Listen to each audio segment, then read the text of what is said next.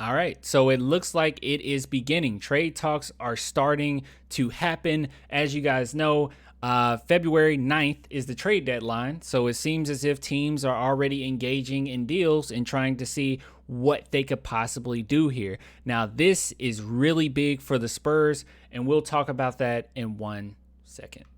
I want some nasty. Are we having fun yet? All right, guys. So before we talk about this whole Hawks and Jazz situation, I do want to tell you guys about something that's very important, okay? Listen closely, Clan the Merch fan, okay?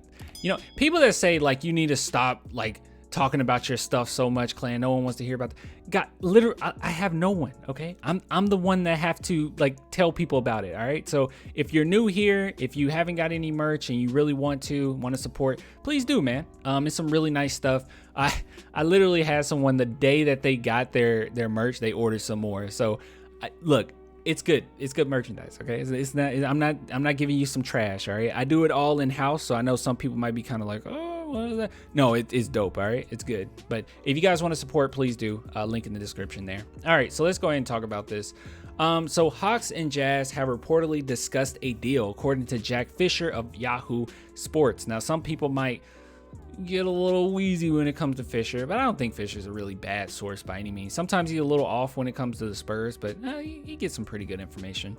So let's go and read here. The NBA trading deadline is on February 9th, which is less than 1 month away. Therefore, there will likely be many trades and even more rumors over the next 4 weeks. Atlanta Hawks star forward John Collins has been in a magnitude of trade rumors over the last few seasons. And as you guys know, there was quite a bit of drama between John Collins and Trae Young at one point.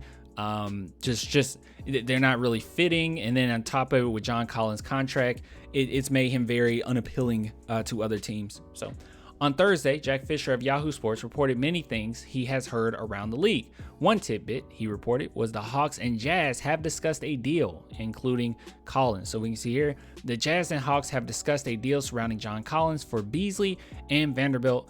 Sources said, although Utah has lobbied Atlanta for a first-round pick in addition to Collins to complete that framework. See, this is what I was talking about. This is where I'm like, the Atlanta Hawks really screwed themselves over. As you guys know, we did a video on this already, or actually I don't know the order of my videos anymore. But we did a video on this, okay? If it's not already out, it's going to be out. But on nepotism, and basically, if you don't know what happened, the Atlanta Hawks have basically every decision, including like trades, what type of personnel to put on the team, even big hirings, have come from the son of the owner. So straight up nepotism. And they even fired their general manager. And your boy here, John Collins, he was pretty loose-lipped with it. And he said, hey, we don't know what happened. All I know is he was, he took on a different role. So he's basically saying, yeah, they got rid of him and everyone was confused and it's just complete chaos. So that's what's going on there. Just in case you guys didn't know.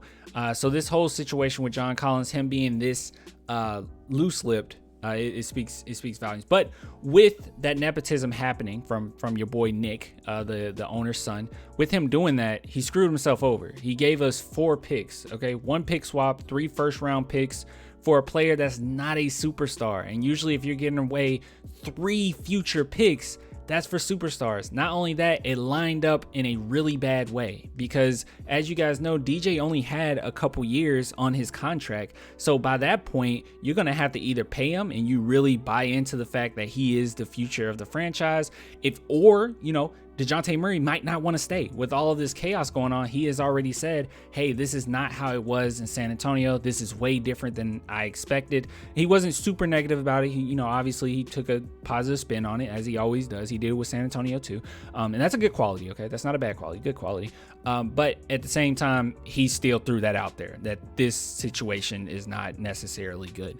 So they're in a pretty bad situation there. So it's not even a guarantee that you hold on to DJ. And then with Trae Young, there's so much drama going on between him and his teammates, him and his coach. It's just, everything is just bad. Okay. Everything is just not as good as they would expect. So you have no idea here. But anyways, moving on. That was a little bit of a tangent. We're going to get out of here soon, I promise. Right now, Collins is 25 years old and has averaged 13.3 points, 8.1 rebounds, 1.3 assists, 1.4 blocks per contest. He is under contract until 2024-25 season and has a player option for the 2025-26 season. That's a long time.